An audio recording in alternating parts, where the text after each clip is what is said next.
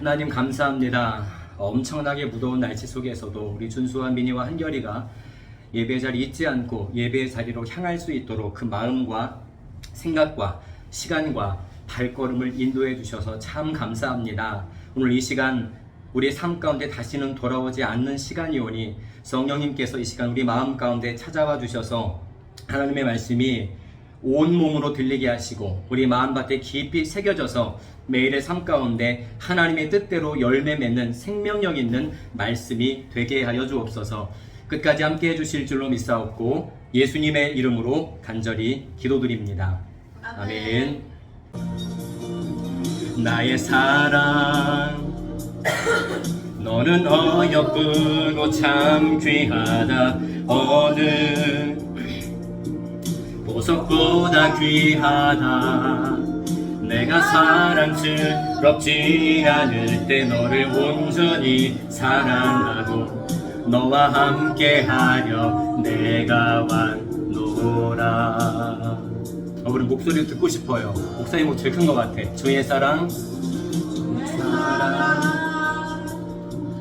이 사랑은 결코 변치 않아. 모든 계절 돌보시네. 푸른 마르고 꽃은 시드나 주의 말씀은 진실해. 실수가 없으신 주만 바라라. 주님의 나라와 뜻이 나의 삶 속에 임하시며 주님 알기를 주만 보기를 소망해.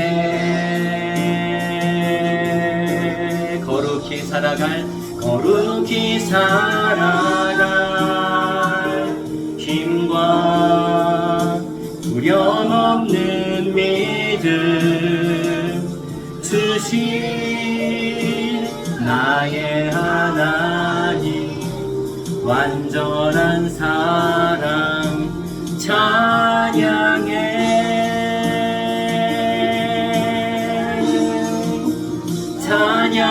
찬양하리 만군의 주 영원히 함께 하시네.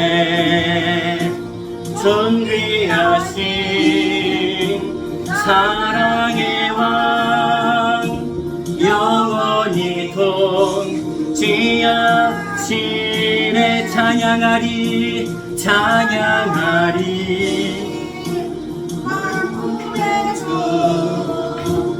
영원히 함께 하시네. 존귀하신 사랑의 왕 영원히 통치하시네.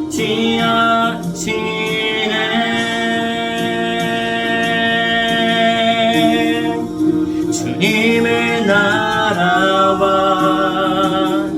뜻이 나의 삶 속에 임하시며 주님 알기를 주만 보기를 소망해.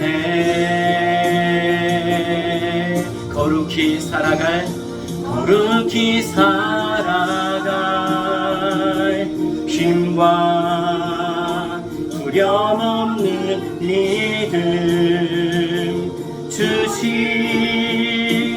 나의 하나님 완전한 사랑 찬양해.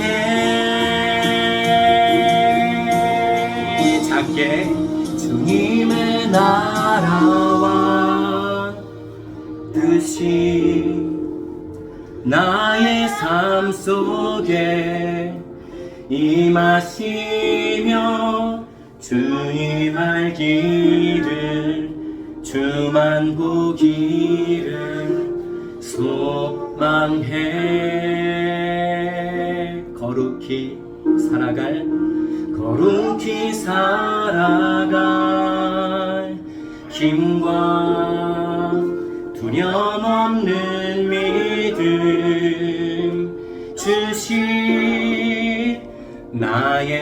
하나님 완전한 사랑 찬양해. 그리스도인의 죽음이라는 제목으로 함께 말씀 살펴봅니다. 먼저 하나님 말씀 볼게요. 누가복음 23장 43절입니다. 예수께서 시작. 예수께서 이르시되 내가 진실로 내게 이르노니 오늘 내가 나와 함께 낙원에 있으리라. 아멘. 37문 질문입니다. 신자가 죽을 때에 그리스도에게서 무슨 유익을 받습니까?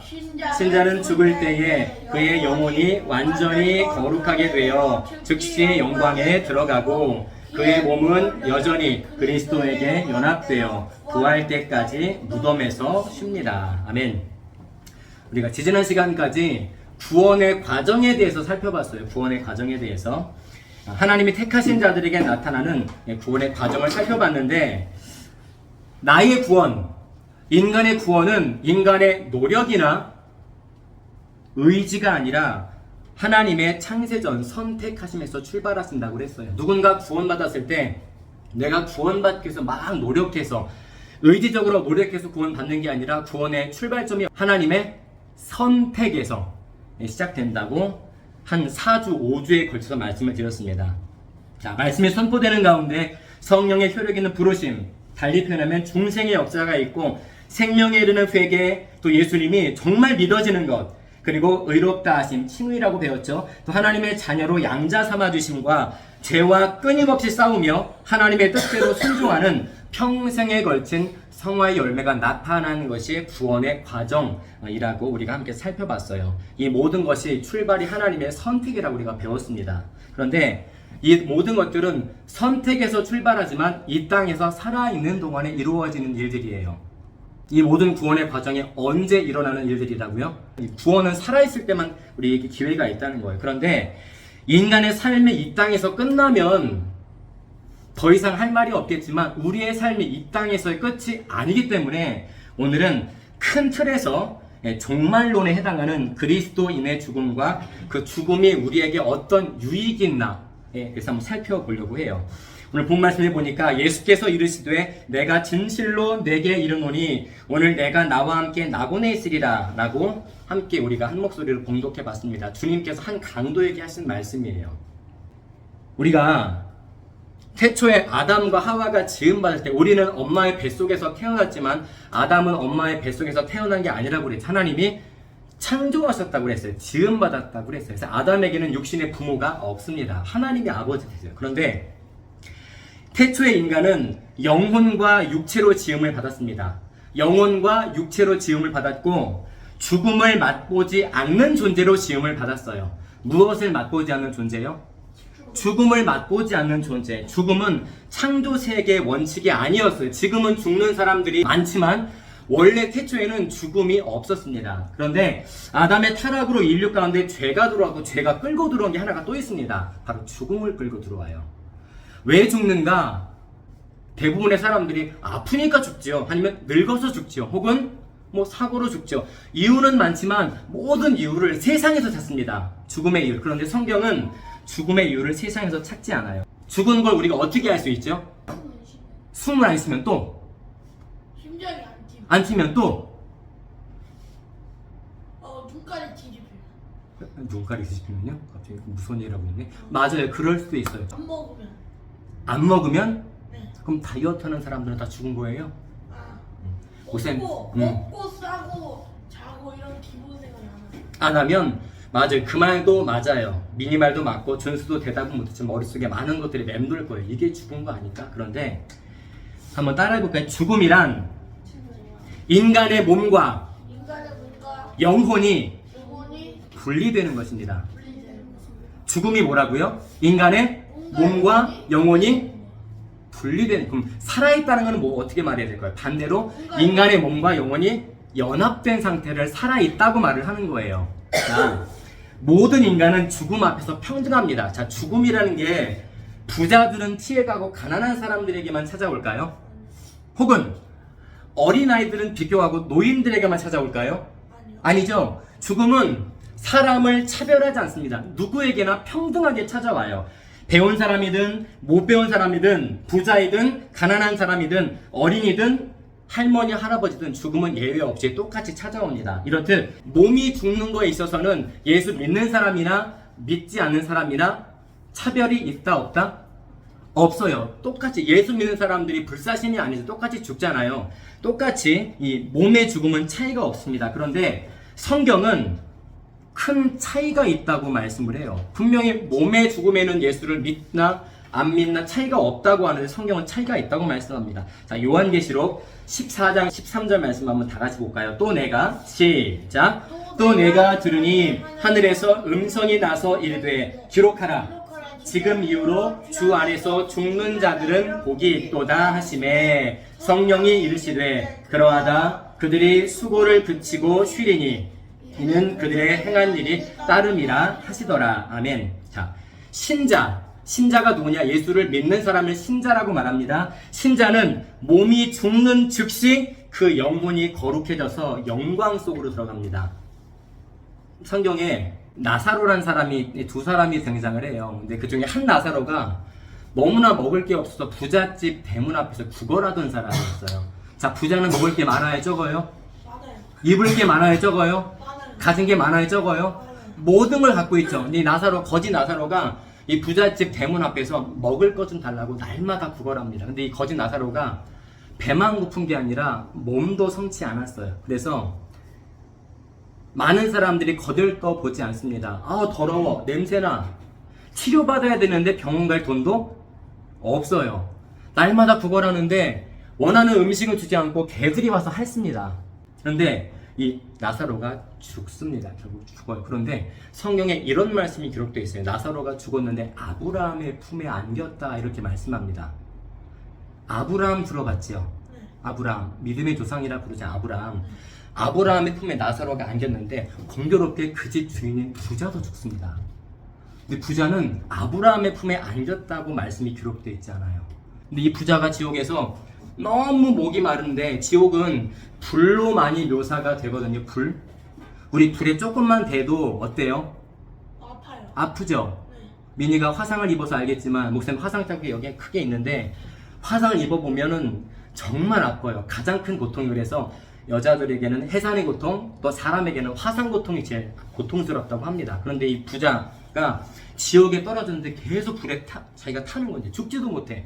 너무 목이 마르는데 저기 멀리 보니까 자기 집 앞에서 구걸했던 나사로가 아브라함 품에 안겨있는 게 보이는 거예요. 그래서 이 부자가 이런 말을 합니다. 아브라함에게 말을 해요. 아브라함이요, 나에게 그 손가락 끝에 물을 한 방울만 찍어서 내 혀 끝에 좀 이렇게 닿게 해달라고. 혀를 서늘하게 해주세요. 목이 너무 말라 죽을 것 같습니다. 우리 성경이 너무 부드럽게 표현했지만 지옥에 죽을 것 같다는 표현은 정말 고통스럽다는 소리예요. 근데 죽을 것 같은데 죽음이 다 나를 어떻게 해야 되겠죠? 피해가요. 죽고 싶어도 죽지 못하는 게 지옥인데 나사로는 아브라함의 품에 평안하게 안겨있고 부자는 세상에서 정말 떵떵거리면서 모든 걸 누리며 살다가 죽어보니까 내가 있는 곳이 천국이 아니라 정반대의 곳에 있는 거예요. 어쨌든 신자는 몸이 죽는 즉시 그 영혼이 즉시 거룩해져서 영광 속으로 들어가고, 반면에 예수 믿지 않는 자들은 몸의 죽음은 신자나 불신자나 똑같이 몸은 죽는데 예수 믿지 않는 사람들은 육신의 죽음과 동시에, 즉 사망과 동시에 그 영혼이 즉시 지옥의 고통으로 떨어집니다. 목사님이 부자 예를 하나 들은 거예요. 부자만의 이야기가 아니라 예수 믿지 않고 죽은 모든 사람들이 지금 다 그 영혼이 지옥에 있습니다. 육체적인 죽음은 신자나 불신자나 차이가 없지만 영혼에 있어서는 완전히 차이가 난다는 거예요. 우리가 딱 어떤 사람 죽었을 때 죽은 거 보고 저분 교회 다니네 안 다니네 알 수 있어요, 없어요? 모르죠. 몸은 똑같이 죽으니까. 그런데 그 영혼은 극명하게 차이가 난다는 거예요, 죽음 이후에. 자, 어떤 사람들은 이렇게 말합니다. 사람이 죽으면 그 영혼은 아무런 의식도 할 수 없는 잠자는 상태다라고 말을 해요. 여러분, 이 말에 동의해요? 영혼은 사람이 죽으면 잠자는 상태가 됩니다. 이 말에 동의해요? 우리가 사람이 살아있다는 것을 몸과 영혼이 연합된 상태라고 말했잖아요. 그럼 죽었다는 것은 반대로 몸과 영혼이 분리된 거라고 그랬잖아요. 그러면 어떤 사람이 죽었으면, 자, 몸은 죽었습니다. 그럼 영혼도 잠자는 거야 라고 말하는 게 맞는 말일까요? 틀린 말일까요? 영혼은 천국으로. 예, 앞서 목사님이 답을 다 이야기해 줬어요. 그런데 신자들의 몸이 죽으면 그 영혼은 어떤 의식도 할 수 없는 잠자는 상태다. 소위 영혼은 수면하고 있다. 영혼 수면소를 주장하는 사람들이 있습니다. 근데 성경에 보니까 성도들의 죽음, 예수 잘 믿는 사람들이 죽었을 때 잔다는 표현이 실제로 나와요. 죽었다라고 말하기도 하지만 지금 나의 사랑하는 나사로가 잔다. 이게 잔다는 말이 실제 잔다는 말이 아니라 죽었다는 말을 성경은 잔다라고도 표현하거든요. 그래서 이 말이 영혼은 자나보다 죽으면 라고 말하는 게 맞는 것처럼 들려요. 또 때로는 죽은 사람이 잠자는 것처럼 보입니다. 어제 유튜브를 보니까 어떤 할머니가 80 넘은 할머니가 이제 돌아가셔서 이제 그 처리 다 하고 예쁘게 화장하시고 누워 계시는 모습을 봤는데 딱 보니까 진짜 주무시는 것 같아. 아무리 봐도 죽은 것 같지가 않아. 잠자는 사람이 죽은 것처럼 보일 때가 있고 심지어 죽은 사람이 잠자는 것처럼 보일 때가 있습니다. 죽은 사람이 세상이 어떻게 돌아가는지 알아요, 몰라요? 모르죠. 근데 깊이 잠든 사람도 세상 일에 대해서 그 순간은 모릅니다. 왜? 깊이 뭐 하고 있으니까? 잠자고 있으니까 몰라요. 그래서 때로는 잠자는 모습이랑 죽은 모습이랑 거의 비슷하게 보일 때가 있어요. 그런데 영혼이 과연 사람의 몸이 죽으면 잠자는가? 라고 말했을 때 우리는 아니라고 대답해야 됩니다. 여러분 꿈 꾸죠? 꿈을 매일 꾸는 사람도 있고 어쩌다 꾸는 사람도 있지만 어쨌든 꿈을 한 번씩은 다 꿔봤을 거예요. 꿈은 언제 꾸죠? 깨어있을 때 꾸나요? 잘 때 꾸죠? 그 꿈을 어떻게 꿀까? 나는 자는데 무엇이 꿈을 꿀까요? 영혼이 꿈을 꾸는 거예요. 영혼이. 자, 영혼이 잠자거나 죽었다면 꿈을 꿀 수 있을까요? 없을까요? 없죠. 영혼이 살아있기 때문에 꿈이라는 것도 꿀 수 있게 되는 거예요. 인간의 몸은 죽었어도 영혼은 의식적으로 행동하기 때문에 그래요. 그래서 우리는 영혼이 사람이 죽은 뒤에 잠잔다라는 이상한 주장을 믿지 않습니다. 심지어 교통사고로 큰 사고가 나서 혼수 상태에 있는 식물인간인 사람도 영혼은 지금 살아있는 거예요. 몸은 지금 침대에서 움직이지도 못하고 가만히 있지만 영혼은 지금 또렷하게 살아있는 거예요. 다 듣습니다. 우리가 볼 때 식물인간은 죽은 것 같지만 영혼은 그대로 살아있다는 거예요.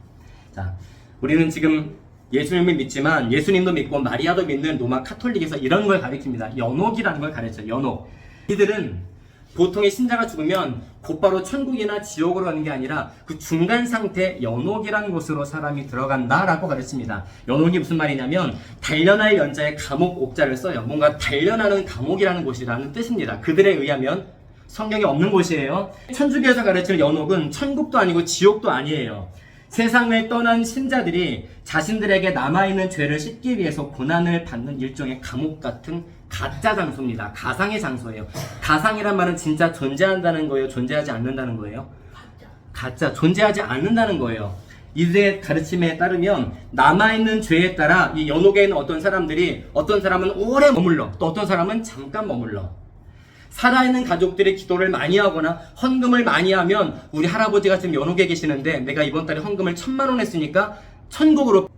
근데 나는 너무 가난해서 헌금할 돈이 없어. 그러면 연옥에 있는 내 어머니가 지옥으로 떨어지는 거야.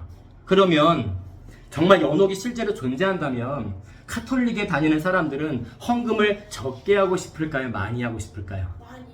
선한 일을 많이 하고 싶을까요? 적게 하고 싶을까요? 많이. 왜요? 연옥에 누가 있으니까 지금. 내가 사랑하는 가족들이 있으니까. 내가 착한 일을 많이 해야 그 사람들이 어디 가니까? 천국 가니까. 헌금을 많이 해야 어디 가니까? 그래서 여러분 길거리 가다가 성당을 한 번씩 봤죠? 네. 성당, 작은 성당 본 적 있어요? 작은 성당 본 적 있어요? 아니요. 다? 커요. 내가 헌금을 많이 해야 가족들이 어디 가니까? 천국. 그렇게 가르치기 때문에 성당은 작기 시작하는 경우가 없습니다. 성경은 그런데 예수 그리스도께서 창세전에 택하신 백성들을 대신해서 죄가 가져온 영원한 형벌을 예수님이 전부 담당하셨다고 말씀하셨기 때문에 죽은 사람이 아직 남아있는 죄를 씻기 위해서 연옥에 간다고 가르친 적이 한 번도 없습니다. 카톨릭의 연옥교리는 성경과 아무런 상관이 없는 잘못된 가르침이라는 거예요. 자, 지금까지 목사님이 영혼에 대해서만 말씀을 드렸어요. 영혼에 대해서. 그쵸? 그래서 영혼만 얘기했잖아요. 그럼 여러분 마음 한켠에 그럼 몸은 별로 안 중요한 건가? 죽으니까? 썩으니까? 흙으로 가니까? 땅에 묻히니까 별로 안 중요한 건가? 라고 생각할 수가 있을 거예요. 하나님이 구원하시는 것은 인간의 영혼이기 때문에 무덤 속에 묻힌 몸은 하찮게 여기는 사람들이 의외로 많습니다. 여러분도 그렇게 생각할지 모르겠어요. 그런데 신자들의 몸은 죽어도 주님과 연합되어 있습니다. 다시 말해줄게요. 신자들의 몸은 죽어도 주님과 연합되어 있어요. 자, 요즘은 매장보다 화장을 많이 합니다. 목사님도 지인들 돌아가실 때 보면 태우더라고요. 화장이 태운다는 소리잖아요. 근데 예전에는 땅에 묻는 매장을 많이 했어요. 어떤 사람이 그런 질문을 합니다. 아니, 목사님, 매장을 하면 뼈라도 남아있죠. 만약에 화장을 해서 가루가 되면 그 사람 어떻게 찾아요? 나중에 주님 오실 때? 주님이 땅에 묻힌 사람만 찾아내고 화장해서 가루가 다 없어진 사람들은 못 찾으실까요? 주님은 찾으시죠. 주님이 어떤 분이신데요? 하나님이시잖아요. 자, 신자들의 몸은 매장했든지 화장했든지 아니면 너무 엄청난 사고로 사지가 멀쩡하지 않은 상태로 죽었던 인간을 다 차단해서 온전한 상태로 주님이 만드십니다. 그런데 죽은 이후에 신자들의 몸은 물론 무덤에 있지만 그 죽은 몸도 주님과 연합되어 있어요. 우리가 이 사실을 기억해야 됩니다. 나는 나를 알아볼 수 없고 내 가족들은 나를 찾아낼 수 없어도 주님은 나를 한 톨도 남김없이 머리카락 하나도 놓치지 않고 이 땅에 다시 오실 때 다 찾아냈습니다. 왜냐하면 죽은 자에 뭐가 있으니까? 부활이 있잖아요. 우리가 부활하지 않으면 이 땅에서 가장 불쌍한 사람들입니다. 그런데 부활이 있기 때문에 이 예배를 드리는 거고 예수를 믿는 거예요. 자, 우리 한 말씀 더 볼까요? 이사야 57장 1절로 2절입니다. 의인이 시작. 의인이 죽을지라도 마음에 두는 자가 없고 진실한 이들이 거두어감을 당할지라도 깨닫는 자가 없도다. 의인들은 악한 자들 앞에서 불리어 가도다. 그들은 시작. 그들은 평안에 들어간다니 다른 길로 가는 자들은 그들의 침상에서 편히 쉬리라. 아멘. 여기서 의인이란 말은 쉽게 표현하면 예수를 잘 믿는 많은 사람들을 말합니다. 그런데 예수를 잘 믿는 사람들이 죽었는데 아무도 관심이 없대. 의인이 죽을지라도 마음에 두는 자가 없대. 진실한 이들이 거두어감도 죽었다는 소리입니다. 거두어감을 당할지라도 깨닫는 사람이 없대요. 그러니까 예수 믿는 사람 죽었을 때 아무도 관심 갖지 않는다는 거예요. 관심이 없대요. 죽든지 말든지. 그런데 빨간 말씀이 중요합니다. 그들은 누구를 말할까요? 예수 잘 믿다가 죽은 의인들을 말합니다. 그들이 어디에 들어갔다고 말해요? 성경대로 말하면 평안에 들어간다니 바른 길로 말씀대로 충분히 순종하며 믿음으로 사는 자들은 침상에서 편히 쉬리라. 이 말이 진짜 여러분 집에는 침대에서 자고 있다는 소리가 아닙니다. 무덤에 있는 상태를 말하는 거예요. 무덤에 있는 그 사람은 의식이 없지만 주님이 그 사람들을 다시 부활시킬 때까지 어떠한 상태로 보존하시는가? 무덤에 있는 예수 잘 믿는 사람들은 편히 쉬게 하신대요. 그게 그들은 평안에 들어갔나니 바른 길로 가는 자들은 그들의 침상에서 편히 쉬리라 라고 말씀하고 있습니다. 성경에 보면 죄의 열매는 사망이라고 부르는데 내 죄를 다 누가 가져가셨어요? 예수님. 네, 나는 이제 안 죽는 존재인가요 이제? 아니요. 죄를 가져가시는데 여전히 나는 죽어요. 이 좀 이상하지 않아요? 예수님이 내 죄를 다 가져가시고 예수님의 의를 나에게 다 전가하셨는데 나는 언젠가 또 죽어요. 왜 죽지? 왜 예수 믿는 사람은 구원 받은 자를 말하는데 죽음을 왜 또 맞이해야 되나? 자, 고린도전서 15장 26절에 보니까 목사님이 읽어줄게요. 맨 나중에 멸망받을 원수는 사망이니라 라고 말씀하고 있습니다. 자, 사망, 다른 표현은 죽음인데 죽음이 주님이 오실 때 멸망당한대요. 그러면 오시기 전에 여전히 죽음이 존재한다는 거예요? 안 한다는 거예요? 여전히 존재한다는 거죠. 근데 맨 나중이라는 말은 주님이 이 땅에 다시 구름 타고 오실 때를 말하는데 그때야 비로소 사망이 사망당한다고 말하는 겁니다. 지금은 사망이 아직 있기 때문에 예수를 믿어도 우리는 죽을 수밖에 없습니다. 그런데 한 말씀 더 볼게요. 이 말씀 집중해서 봐야 돼요. 이 썩을 것이 시작. 이 썩을 것이 썩지 아니함을 입고 이 죽을 것이 죽지 아니함을 입을 때에는 사망을 삼키고 이기리라고 기록된 말씀이 이루어지리라. 사망아 너의 승리가 어디 있느냐? 사망아 내가 쏘는 것이 어디 있느냐? 사망이 쏘는 것은 죄요. 이게 무슨 말이에요 목사님? 맨 마지막 말씀에 보면 사망이 쏘는 것은 죄요. 지금 올림픽 기간이죠. 우리나라가 잘하는 종목 중에 하나가 뭐죠? 양궁이죠.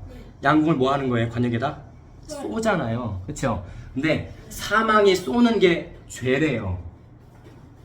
예수 믿는 사람도 죽고 예수 안 믿는 사람도 똑같이 죽는데 왜 우리는 죽음이라는 게 우리한테 공포고 무서운 거고 피하고 싶은 건데 오늘 올라오다 실판의 목사님 뭐라고 써놨죠? 그리스도인의 죽음이라고 써놨죠. 그쵸? 근데 아까 37문에서 그리스도의 죽음이 우리에게 어떤 유익을 주냐라고 질문을 했어요. 그럼 대답도 했고 죽음이 나한테 유익하다고? 죽음이 나한테 이익을 준다고? 이상하잖아요 말이. 죽음은 무섭고 피하고 싶은 건데 우리에게 유익하대. 자 보세요. 사망에 쏘는 것은 죄인데 사망에 누구만 쏘느냐? 여기서 말하는 사망은 이 땅에서 죽는 걸 말하는 게 아닙니다. 죽어서 영원한 사망을 말하는 거예요. 지옥에 가는 사망을 말하는데 이 사망이 무엇을 쏜다고요? 사망이 어떤 관역을 쏜다고요? 죄를 쏜대요. 아담의 원죄가 해결되지 않는 예수 믿지 않고 죽은 사람들에게만 영원한 사망이 화살로 꽂히는 거예요. 그러면 예수 믿고 죽은 사람들에게 사망이 더 이상 다가올 수가 없다는 거예요. 영원한 사망이 없으니까. 요한일서 3장 14절도 한번 볼게요. 우리는 형제를 시작. 우리는 형제를 사랑함으로 사망에서 옮겨 생명으로 들어간 줄을 알거니와 사랑하지 아니하는 자는 사망에 머물러 있느니라. 자, 우리는 서로 사랑으로 묶인 하나님의 아들, 딸들입니다. 그러한 자들에게는 이 땅에서 언젠가 몸은 죽지만 그 이후에 영원한 사망은 우리에게 없다고 말씀하는 거예요. 사망에서 옮겨 생명으로 들어갔다고 분명히 말씀하기 때문에. 여러분, 그러면 우리의 영혼은 죽음과 동시에 구원받는데 몸도 구원하십니다. 주님 다시 오실 때 부활이라는 그런 역사하심으로 구원하시는데 여러분, 부활할 때 나는 어떤 몸으로 부활할까? 내가 언젠가 죽어서 무덤에 묻혔는데 주님이 오셨어. 나를 어떤 몸으로 다시 부활시키실까요? 영원한 생명. 맞습니다. 근데 어떤 상태? 맞아요. 영원한 생명 맞습니다. 천국에서 영원의 삶, 어떠한 상태의 몸으로 구원하시는가? 죽기 전에 그 몸 그대로 부활하게 하십니다. 이걸 목사님이 어떻게 알 수 있느냐? 예수님이 십자가에 못 박혀 죽으시고 3일 만에 부활하셨는데 손과 발에 못자국 또 옆구리에 창자국이 그대로 있는 채로 부활하셨습니다. 회복되고 아물고 꼬매고 붕대를 감고 병원 한번 갔다 오시고 부활하신 게 아니라 찢긴 그대로 부활하신 거예요. 피는 나오지 않죠. 회복됐습니다. 그런데 상처가 그대로 남아있는 거예요. 우리의 몸을 우리가 잘 간수하고 관리해야 되겠죠. 우리의 몸을 함부로 사용할 수 있을까요? 그러면 안 됩니다. 내 마지막 모습으로 부활시키신다면 내 몸을 정말 건강하게 잘 관리해야 돼. 먹는 것도, 운동하는 것도, 보는 것도 잘 신경을 써야 된다는 거예요. 할아버지 때로 가는 거예요? 죽기 직전이니까. 우리가 언제 죽을지, 할아버지 때 죽었으면 할아버지로 부활하는 거죠. 그런데 만약 이 상태로 죽으면 중학생으로 부활하는 거예요. 그 몸 그대로. 모든 사람이 나이 다 많아서 부활하는 게 아니라 그 상태로 부활하는. 주님은 지금 성경에 의하면 30대 중반입니다. 우리 나이로 따지면 30대 중반에 죽으시고 부활하셨으니까 주님 할아버지가 아니에요. 주님 할아버지 때를 겪으신 적이 없어요. 지금 부활하시고 2000년이 흘렀는데 2000년 넘게 지금 여전히 30대 중반의 모습으로 우리를 위해 기도하고 계시는 거예요. 왜냐하면 주님께서 죽으실 당시에 나이가 30대 중반이었으니까. 목사님이 지금 죽으면, 만약 내일 주님 오시면 목사님은 지금 이 모습으로 부활하는 거예요. 목사님이 할아버지인가요 지금? 아니죠. 이 모습으로 부활하는 거예요. 있는 모습 그대로. 자, 신자나 불신자의 부활에 있어서 몸은 살아있을 때와 동일합니다. 신자나 불신자. 그런데 성질은 다르다고 했어요. 불신자들의 육체는 죽을 때 무덤이라는 감옥에 갇힙니다. 누가 갇힌다고요? 예수 믿지 않는 자들의 몸은 죽을 때 무덤에 갇힙니다. 물론 신자도 마찬가지입니다. 그런데 불신자들의 영혼은 지옥이라는 감옥에 갇혀서 거기서 마귀와 다른 저주받은 영들과 함께 두려움과 고통을 받습니다. 그리고 주님을 기다리는 거예요. 두렵게. 지금 이미 예수 믿다가 오래전에 죽으신, 돌아가신 많은 신자들은 영혼만 있습니다. 근데 그 영혼으로 주님을 기쁘게 기다리는, 주님 언제 오시지? 그럼 누군가를 기쁘게 설레는 마음으로 기다려본 적이 있어요? 목사님은 월급날이 막 기다려져. 아직 한참 남았지만. 그런데 불신자들의 영혼은, 신자들이 주님을 기쁘게 기다리는 반면에 불신자들의 영혼은 이미 지금 지옥에서 고통당하는데 그 고통이 끝이 아니라 주님이 재판장, 심판자로 오신대요. 너희들 생전에 나를 그렇게 믿지 않더니 지옥에 왔구나. 거기서 끝이 아니라 영원한 불못에 던진다고 말씀을 합니다. 예수 믿는 사람들은 상관없는 말씀이에요. 예수 믿는 사람들은 기쁨으로 천국에 들어가니까 나가는 말입니다. 예수 그리스도께서 자신을 부르실 때 아브라함의 하나님, 이삭의 하나님, 야곱의 하나님이라고 말씀하신 적이 있습니다. 이미 아브라함, 이삭, 야곱은 수천 년 전에 이미 죽은 사람들이야. 근데 예수님이 지금 자기를 가리켜서 나는 아브라함의 하나님, 이삭의 하나님, 야곱의 하나님이다 라고 말씀하셨어요. 왜 그러셨을까? 그 오래된 사람들을 왜 갑자기 부르실까? 이 말의 뜻은 아브라함과 이삭과 야곱의 영혼이 수천 년이 지난 지금도 여전히 주님 앞에 살아있다는 뜻입니다. 아브라함도 지금 몸의 부활을 기다리고 있어요. 여러분 아는 사람 누가 있어요? 노아? 노아도 지금 몸의 부활을 기다린 영혼으로 주님 곁에 존재합니다. 다니엘, 요셉, 유다, 가룟 유다 말고 구약의 유다, 또 누가 있어요? 에스라, 에스더, 엘리야, 모세, 여호수아, 지금 다 몸의 부활을 기다린 영혼으로 주님 옆에 지금 살아있습니다. 영혼이 살아있어요. 그래서 주님은 이삭도 영혼으로 존재합니다. 야곱도 주님 앞에 영혼으로 지금 몸의 부활을 기다리며 존재하고 있는 거예요. 오늘 본문 말씀 기억해요. 오늘 본문에서 주님이 한 강도에게 이렇게 말씀하셨습니다. 오늘 내가 나와 함께 낙원에 있으리라. 아직 강도가 죽지 않았습니다. 근데 강도도 지금 못 박힌 상태예요. 십자가에. 주님도 못 박힌 상태예요. 그런데 물과 피를 다 쏟고 이제 곧 주님도 돌아가시고 강도도 죽습니다. 그런데 죽기 전에 강도가 주님께 이런 말을 해요. 주님, 당신의 나라에 들어가실 때 나도 좀 기억해 주세요. 이렇게 말을 합니다. 아직 다 살아있어요. 그런데 그때 그 강도의 질문에 주님이 이렇게 대답하시는 거예요. 오늘 네가 나와 함께 낙원에 있으리라. 이 말이 무슨 말인가? 너는 지금 그 몸이 십자가에 못 박혀서 지금 죽어가고 이제 곧 죽게 되겠지만 너의 영혼은 나와 함께 천국에 있게 될 거야, 강도야. 라고 대답해 주신 거예요.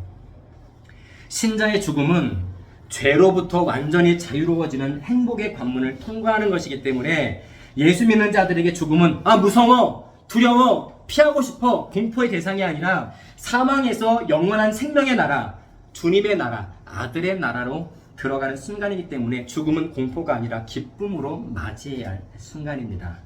이제 우리에게 다가올 죽음을 어떻게 인식하고 받아들여야 할지를 잠깐 체험하는 시간을 갖고자 해요. 잠깐 임종체험을 할 건데 여러분 아마 이게 별로 와닿지가 않을 거예요. 근데 목사님이나 더 나이 드신 분들은 내가 죽음의 상태일 때 어떠한 상황일까 올려만 놓으세요. 자, 영상을 보면서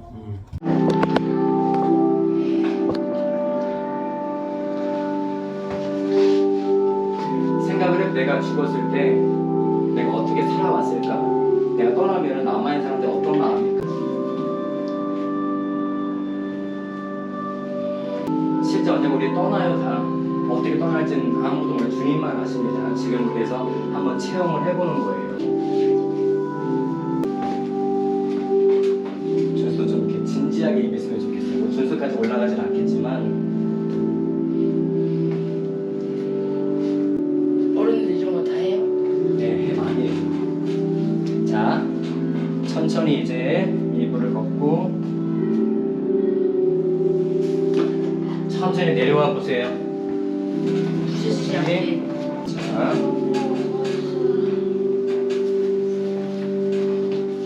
자는 체험을 하는 게 아니라 그냥 누워보세요. 보니까 뭔가 이상해. 자, 귀를 막습니다. 세상과 이제 단절되고 미니는 우리 곁을 떠납니다. 자, 그리고 눈도 가릴 거예요. 죽은 사람은 말이 없고 움직임도 없죠?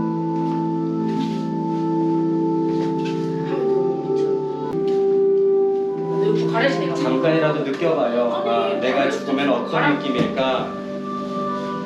나오겠지. 아니, 이유가 없겠어. 그가 찔림은 우리의 허물 때문이요 네, 그가 상함은 일어나 됩니다. 우리의 죄 야, 때문이요 너 들렸지? 그가 징계를 아니, 받은 그거 후 약간 우리는 비행기 타고 평안을 누리고 제일 높은 곳 올라갈 때 그가 채찍에 맞은 후 우리 우리는 같이 나음을 찬양해 볼까요?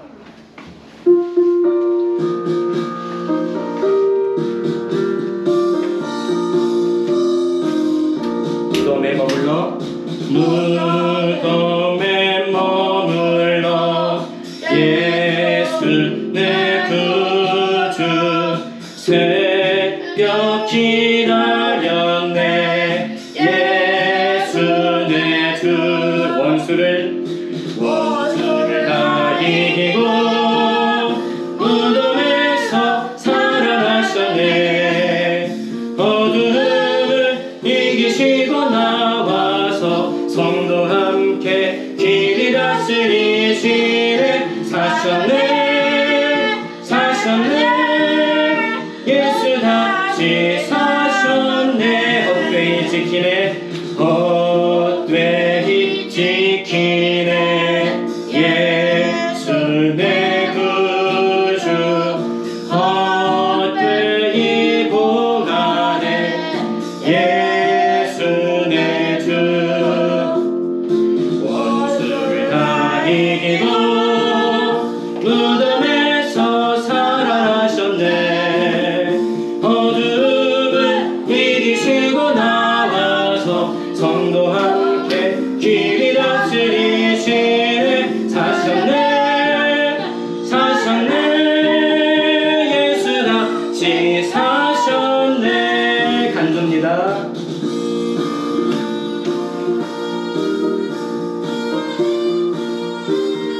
우리 두 사람에게 잠깐 물어볼 거예요. 짧게 누워있었지만 어떤 느낌이었는지 잠깐 물어볼게요. 느낌대로 얘기해 주세요. 거기 못하드네 예수 내 구. 우리를 살리네 예수 내 주. 원수를 다 이기고 원수를 다 이기고 무덤에서 살아나셨네. 어둠 이기시고 나와서 성도 함께 길이 다스리시네. 사셨네 사셨네 예수 다시 사셨네. 원수를 다 이기고 원수를 다 이기고 무덤에서 살아나셨네. 어둠 이기시고 나와서 성도 함께 길이 다스리시네. 사셨네 사셨네 예수 다시 사셨네.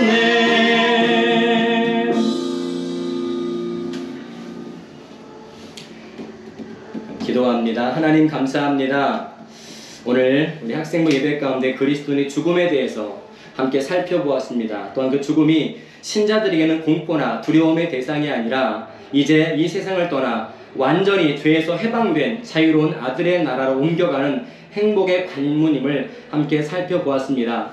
예수 믿지 않고 죽은 자들에게는 그 죽음이 끝이 아니라 지옥의 시작임을 함께 또한 깨달았습니다. 우리 준수와 민희와 한결이가 아직은 어린 학생의 시절이지만 오늘 말씀을 마음에 잘 담고 살아가게 하시고 언젠가 주님 만나 뵐 때에 정말 기쁨으로 맞이하는 마지막까지 예수 믿는 자로 신자로 살아갈 수 있도록 은혜 위에 더 큰 은혜를 허락하여 주옵소서.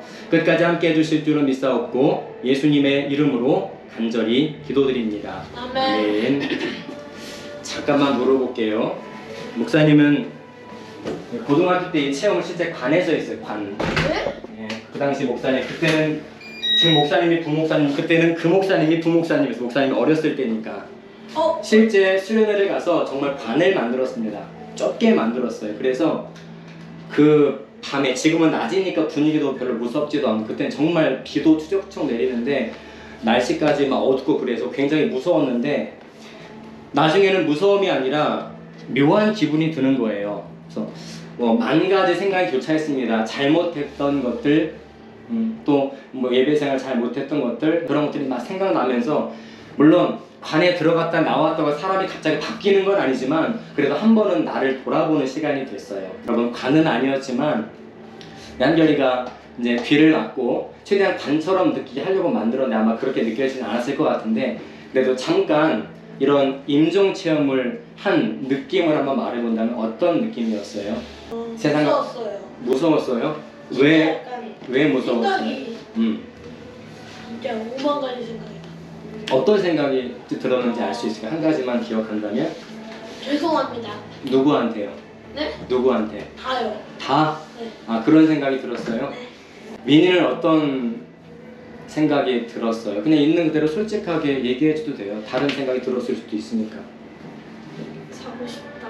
자고 싶다? 와, 잠깐만. 와. 너무 솔직했다. 아 맞아요. 솔직하게 대답하길 원해요. 뭐 일부러 따라할 필요 없어요. 예, 자고 싶다 생각 될 수도 있고 아마 준수가 뒀으면 또 다른 생각 했을 수도 있어요. 전에 다른 답이 나올 수도 있고.